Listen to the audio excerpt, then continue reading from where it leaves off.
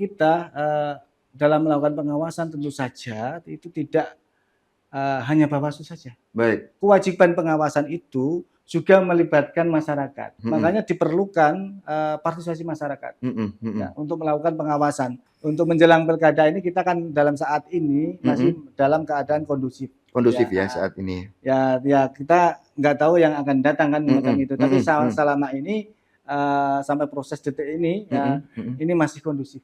Untuk netralitas ASN ya selain kita itu sering menghimbau, tugas kita ya kita juga membuka posko namanya. Siap. Tujuannya adalah memberikan ruang bagi masyarakat untuk melaporkan juga ya kalau memang ada ASN, APH ataupun orang-orang yang tidak boleh berkampanye ataupun menggiring massa dan sebagainya. Kalau namanya pilkada itu juga rawan sebagaimana pemilu, bahwa melibatkan ASN, melibatkan aparat desa.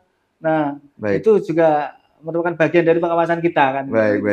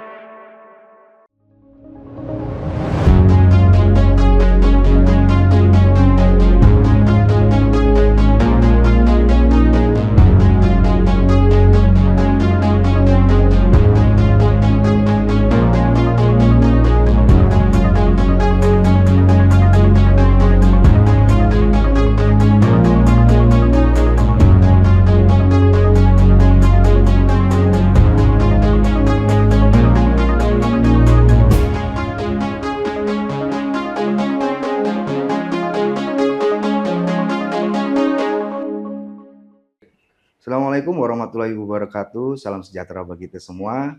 Salam, Om Swastiastu, Namo Buddhaya, salam kebajikan. Jumpa lagi bersama saya Randy Niko Ramanda, jurnalis harian Surya dan Tribun Jatim Network di program Mata Lokal Memilih.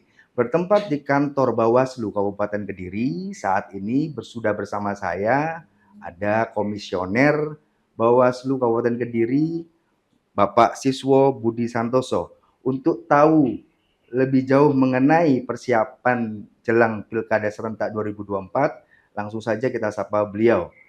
Assalamualaikum, Pak. Waalaikumsalam. Baik, gimana kabar? Alhamdulillah sehat. Alhamdulillah sehat ya.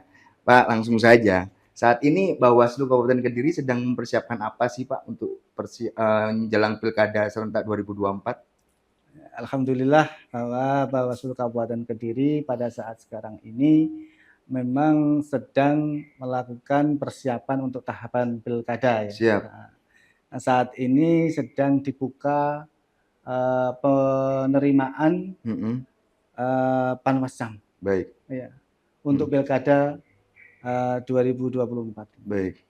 Nah, untuk kalau berkaca di pelaksanaan Pilpres dan Pileg di 2024 lalu, kan jaraknya tidak terlalu jauh ya untuk pelaksanaan. Mungkin ada beberapa catatan dari Bawaslu Kabupaten Kediri terkait pelaksanaan yang tidak bisa terulang atau menjadi evaluasi lah untuk kedepannya. Gimana, Bang? Ini terkait dengan Panwascam. Siap.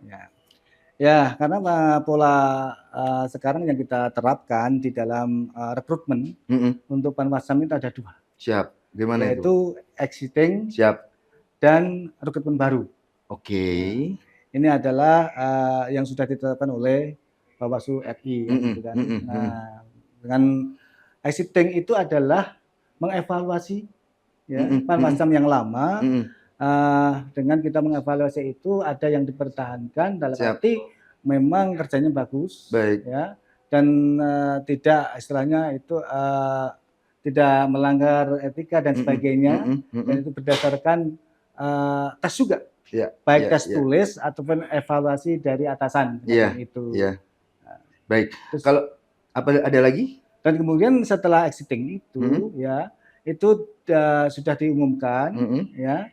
Terus kemudian ada kalau di Kediri ada 35 dibuka baru. Pendaftaran baru ya. Jadi kalau nggak salah ada di 21 kecamatan. Baik.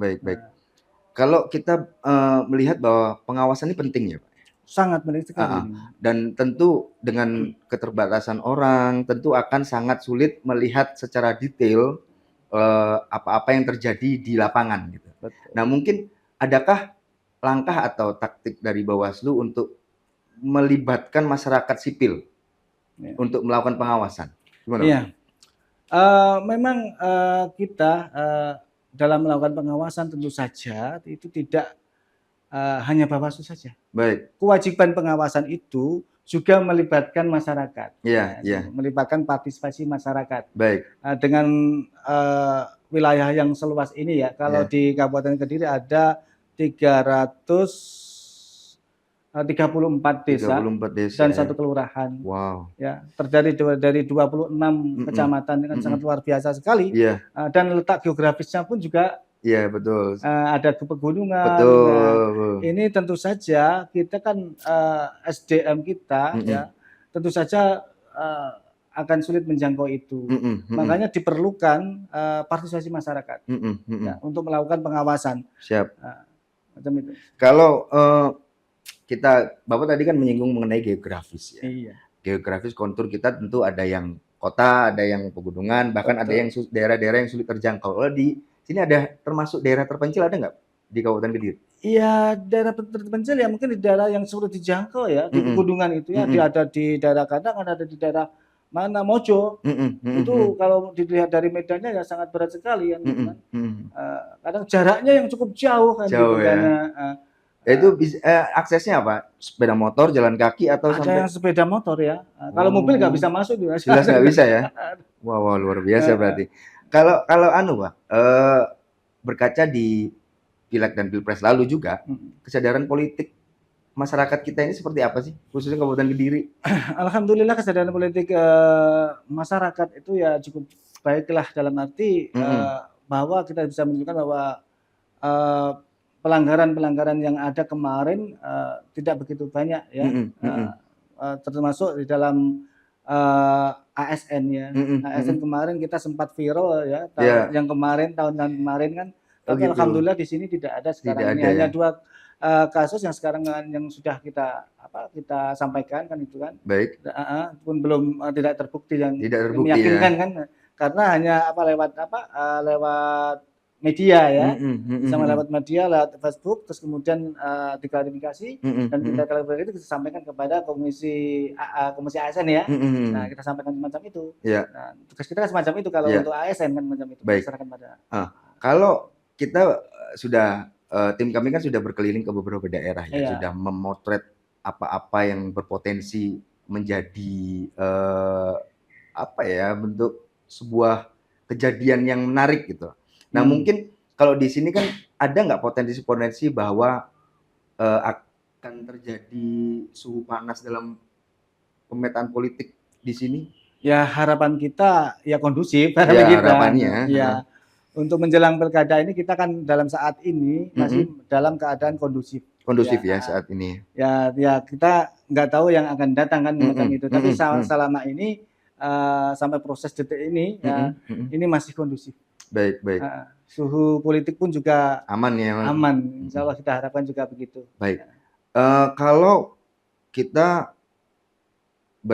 melihat bahwa masyarakat awam tuh kadang pengen terlibat untuk melakukan pengawasan, kadang segan karena mereka belum mengetahui apa sih yang masuk dalam pelanggaran pilkada itu kayak gimana sih? Mungkin bisa dijelaskan nggak, Pak?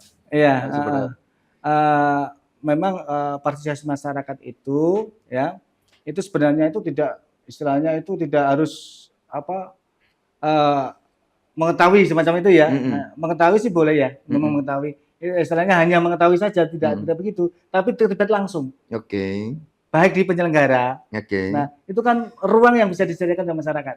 Bisa masuk ke Panwasam, bisa masuk ke PPK ataupun semacam itu, adalah ruang-ruang yang bisa dijadikan ikut partisipasi di dalam pemilu ya.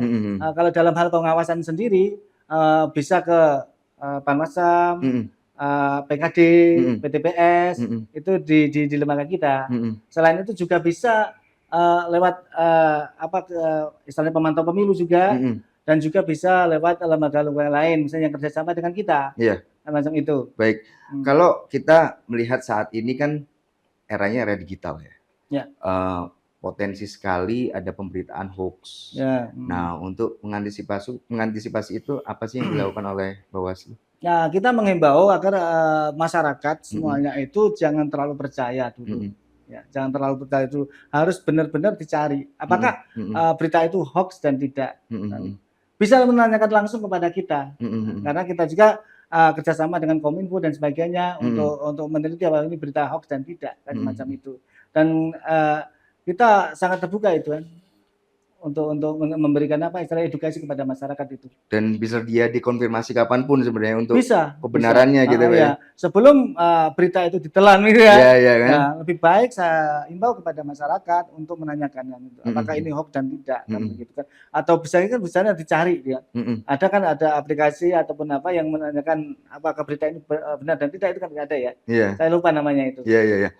Kalau potensi terjadi politik identitas di Kabupaten Kediri gimana, Pak?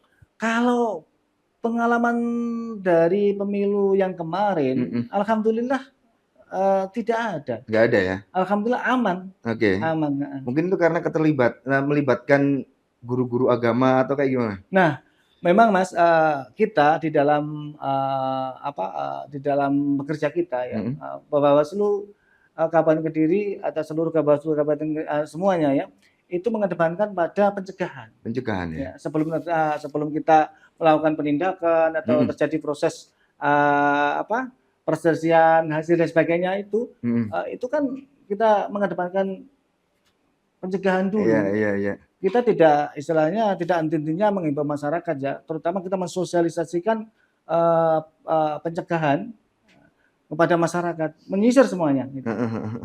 Kalau Pak, kita nggak bisa menutup mata bahwa praktik pragmatis di masyarakat kan sudah mendarah daging. Ya. Praktik money politik juga sangat gencar. Nah, mungkin apa sih strategi Bawaslu untuk mengantisipasinya selain ya mungkin melibatkan tokoh-tokoh atau tokoh-tokoh agama atau kayak gimana? Ya. Ya. Kita kalau kemarin pengalaman kemarin kita melakukan pendidikan politik ya dan sosialisasi. Baik. Itu kita menyisir di semua segmen ya, semua elemen masyarakat, dari tokoh agama, dari TNI Polri, dari organisasi kemasyarakatan, organisasi agama, bahkan pemilih pemula, dan juga untuk komunitas perempuan. Siap. Dan di disabilitas. Kita sisir semuanya. Bahkan lini ya. Kita di setiap kecamatan, Mas. Ya, kita undang itu ada 100-an setiap kali pertemuan itu. Dan menyisir semuanya. Macam itu. Siap. Jadi alhamdulillah sudah merata lah. Iya. Selain itu kita di Kabupaten Kediri pun juga melakukan hal yang sama. Selain di kecamatan, ya, di Kabupaten Kediri juga di Babaskap ya, itu juga melakukan kerjaan yang sama. Kita undang baik media juga, kan itu dalam rangka juga untuk melakukan pengawasan macam itu. Baik. Melibatkan media dan tokoh-tokoh masyarakat untuk ikut serta di dalam partisipasi aktif di masyarakat. Baik. Tantangan KPU di setiap daerah itu kan saya Bawaslu ya. Itu setiap daerah itu kan sama. Selalu berhadapan dengan netralitas. Baik itu perangkatnya ataupun PNS atau melibatkan ASN lah. Nah, itu bagaimana Bawaslu Kabupaten Kediri melihatnya untuk di sini? Nah, untuk netralitas ASN ya, selain kita itu sering menghimbau, itu kita juga dalam hal tugas kita ya, kita juga membuka posko namanya. Posko pengawasan. Posko pengawasan. Baik itu di semua kecamatan ada kan macam itu, dan tujuannya adalah memberikan ruang bagi masyarakat untuk melaporkan juga ya kalau memang ada ASN, APH ataupun orang-orang yang tidak boleh tidak boleh berkampanye ataupun menggiring massa dan sebagainya. Itu kita buka posko itu. Selain tadi yang saya sebutkan bahwa kita melakukan imbauan terus. Apakah itu juga akan melibatkan pasangan calon ya, meskipun saat ini masih cair ya? Apakah imbauan supaya tidak menggerakkan ASN itu melibatkan dan TNI Polri ya melibatkan pasangan calon biasanya ke depan. Iya, tetap kita lakukan. Itu himbauan-himbauan kita terbitkan. Bahkan himbauan-himbauan itu kita sampaikan kepada calon ya. Terus juga kembali seperti mana tadi ke Polri dan sebagainya kan itu kan. Karena kan ini kan rawan ya. Kalau namanya pilkada itu juga rawan sebagaimana pemilu bahwa melibatkan ASN, melibatkan aparat desa. Nah, itu juga merupakan bagian dari pengawasan kita kan. Baik Bang, ini sesi terakhir saya berharap dan meminta kepada Bang Siswo untuk memberikan imbauan atau arahan atau ajakan kepada pemilih calon-calon pemilih ya untuk di pilkada serentak ke depan. Monggo silakan. Ya, terima kasih Mas. Ya. Untuk masyarakat Kabupaten Kediri, marilah kita menjaga demokrasi di Kabupaten Kediri, terutama untuk pemilihan kepala daerah serentak 2024 dengan ikut berpartisipasi dalam pengawasan. Nah, marilah kita sama-sama menjaga agar proses penyelenggaraan pilkada ini sesuai dengan prosedur. Maka saya harapkan masyarakat Kediri marilah turut aktif di dalam pengawasan. Silakan melaporkan kalau memang terjadi kecurangan atau penyelewengan ataupun yang melanggar dalam pelaksanaan pilkada ini kepada masyarakat, kepada petugas pengawas yang ada di desa ataupun di kecamatan atau bahkan ke Bawaslu sendiri. Baik, terima kasih Bang Siswo. Baik Tribuners, itu tadi bincang santai saya bersama Komisioner Bawaslu Kabupaten Kediri, Siswo Budi Santoso. Semoga bisa diambil manfaat dan hikmahnya. Akhirul kalam, saya Randy Nikoramanda, pamit. Assalamualaikum warahmatullahi wabarakatuh. Waalaikumsalam warahmatullahi wabarakatuh.